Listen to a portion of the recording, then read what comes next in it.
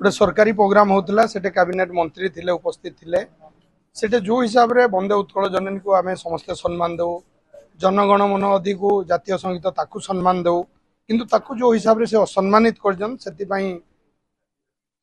खाली पश्चिम ओडिशा ना रे आमे भी दुख प्रकाश करूँ यही टाइप सिचुएशन हेबा कथा नुह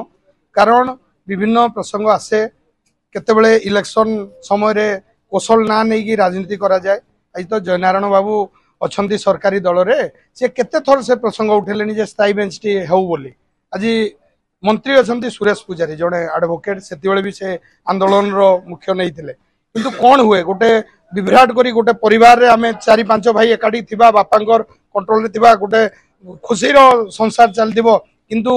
कार कौन असुविधा हम कौ इश्यू नहीं कि घरटा को विभाजन करदे कौन अवस्था हुए साधारण भाव मुझे कहि मोर एते आइडिया नहीं। जयनारायण बाबू जड़े वरिष्ठ नेता विरोधी दल नेता थे मंत्री थे